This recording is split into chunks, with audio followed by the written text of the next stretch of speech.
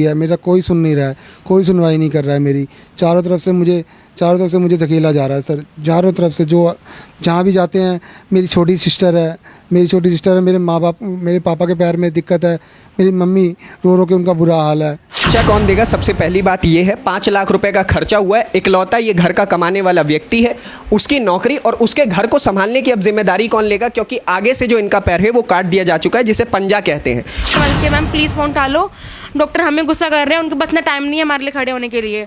मुझे कहती मैं वेली नहीं होती, मेरे पास बहुत सारे काम होते हैं, सिर्फ आपके लिए फ्री नहीं हूँ मैं यहाँ पर। बाद में फ़ोन किया, बात करवाई कि मैं कहती मैं सुबह आऊँगी, अभी नहीं आऊँगी। सुबह नहीं आई, मैंने फिर सुबह फ़ोन किया, मैम आप आए नहीं बयान लेने के लिए। कहती आपको मैं मना कर रही हूँ ना, बार बार फ़ोन क्यों कर रहे हो? आपके अंदर अक्ल नहीं है? मेरे पास सारी रिकॉर्डिंग है इस बात की।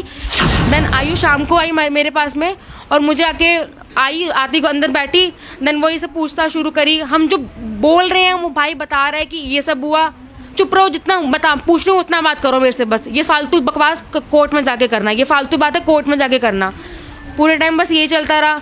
देन जब साइन करवाने की बारी आती है बयान पे, तो मैंने कहा मैं पहले पढ़ूंगी। कहती इतनी जैसे खड़े खड़े पढ़ तो रही थी और क्या कर रही थी?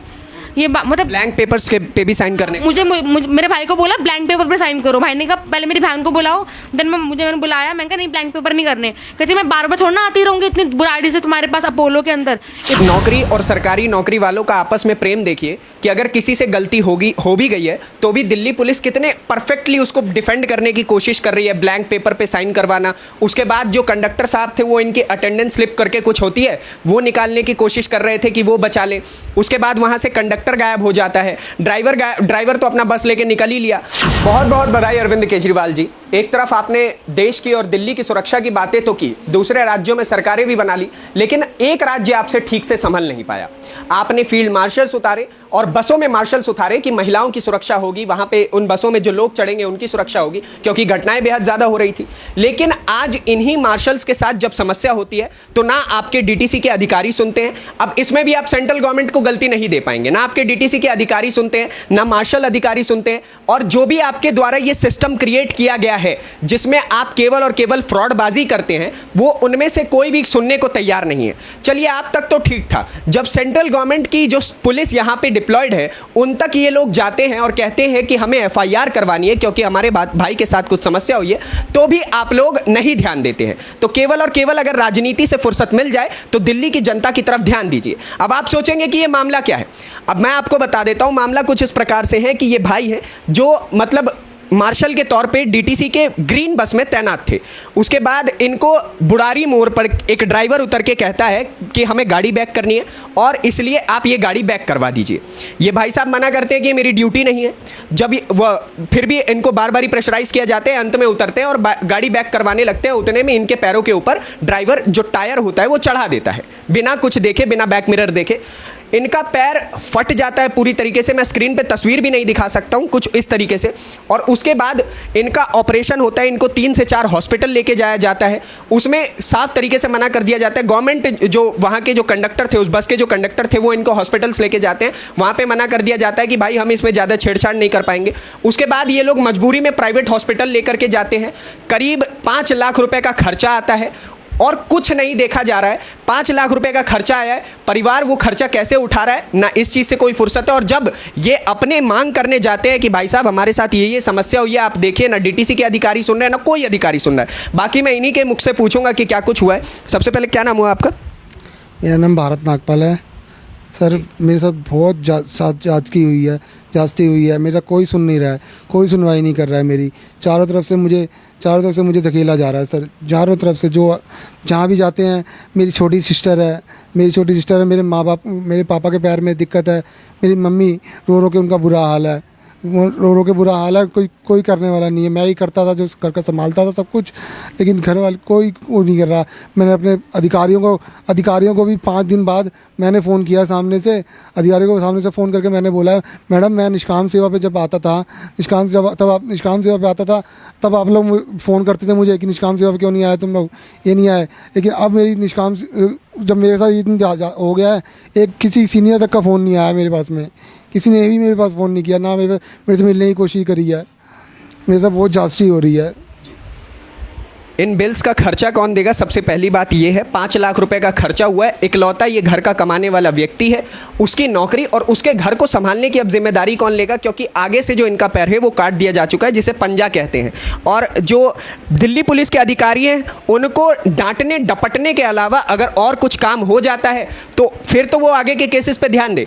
उनको फ़ोन किया जाए तो उनका कहना होता है कि भाई साहब हम बिजी हैं, है ना? मतलब जैसे पता नहीं राष्ट्रपति हो गए हो, क्या हो गए, उनसे ज़्यादा कोई बिजी नहीं है। और वो घटना ये खुद अपने मुंह से बताएंगे कि क्या क्या हुआ था। आप इनकी बहन है? हाँ जी। क्या हुआ था बताइए।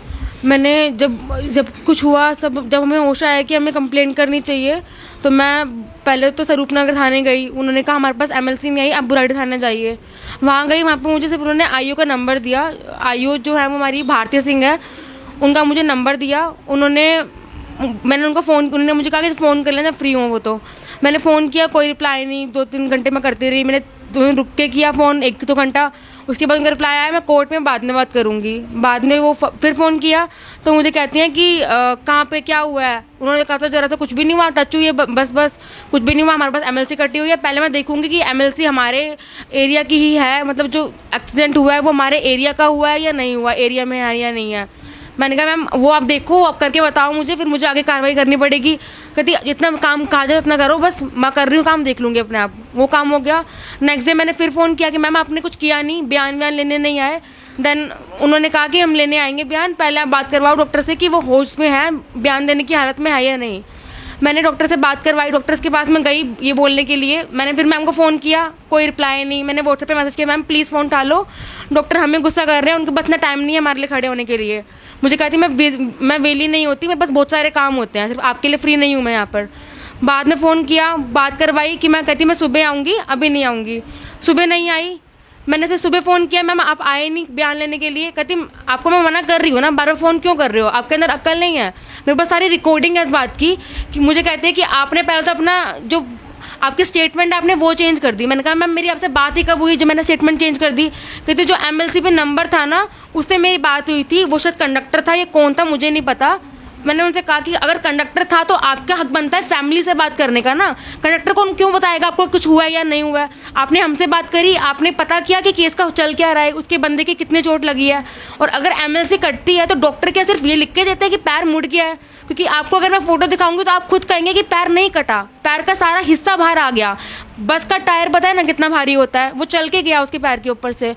और कोई नहीं, उसके बाद में मैंने कुछ भी, उसने कुछ कहा कि बस मुझे बोल के फ़ोन काट दिया उनको। जब मैंने बोला कि भाई आपने कुछ किया नहीं एटसेट्रा, कह रही मैं कोर्ट में हूँ, मैं बाद में बात करती हूँ, करके फ़ोन काट दिया। नेक्स्ट डे मैंने बुराड़ी थाने का नंबर निकाला गूगल से, वहाँ से मैंने बात करी। अब मुझे नहीं पता मेरी किससे बात हुई, एसएचओ थे या कौन थे, उनसे बात हुई। उन्होंने मुझे बड़ी प्यार से हैंडल किया। उन्होंने मुझे बोला कि अगर आईओ आज नहीं आएगी तो हम करेंगे काम, उस पर कार्रवाई भी करेंगे, बाकी वो आज में ही आएगी आपके पास में। देन आईओ शाम को आई मेरे पास में और मुझे आती को अंदर बैठी। देन वो ये सब पूछता शुरू करी, हम जो बोल रहे हैं वो भाई बता रहा है कि ये सब हुआ, चुप रहो, जितना पूछ लो उतना बात करो मेरे से, बस ये फालतू बकवास कोर्ट में जाके करना, ये फालतू बात है कोर्ट में जाके करना। पूरे टाइम बस यही चलता रहा। देन जब साइन करवाने की बारी आती है बयान पे तो मैंने कहा मैं पहले पढ़ूंगी। कहती इतनी जैसे खड़े खड़े पढ़ तो रही थी और क्या कर रही थी, ये मतलब ब्लैंक पेपर्स के पे भी साइन करने मुझे मेरे भाई को बोला ब्लैंक पेपर पे साइन करो। भाई ने कहा पहले मेरी बहन को बुलाओ। देन मैंने बुलाया, मैंने कहा नहीं ब्लैंक पेपर नहीं करने। कहती मैं बार बार थोड़ा ना आती रहूँगी इतनी बुराड़ी से तुम्हारे पास, अपोलो के अंदर इतना टाइम नहीं होता मेरे पास में, मैं भी तो मुझे भी बहुत सारे काम होते हैं, मैं इतनी फ्री नहीं होती।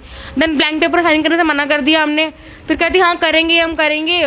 देन अब जैसे ना मुझे बयान की फ़ोटो लेने दी और मेरे बयान में भी चेंजेस हैं। जब हमारे पास एफआईआर आई है तो कुछ चेंजेस के अंदर कर रखे हैं। पहली चीज़, मेरा भाई 17 तारीख से लेकर जब आज तक की डेट में वो हमेशा होश में रहा।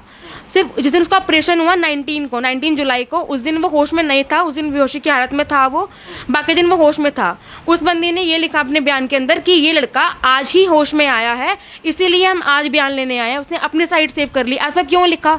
वो तो ऐसा नहीं था, वो तो बयान होश में था तब से ही।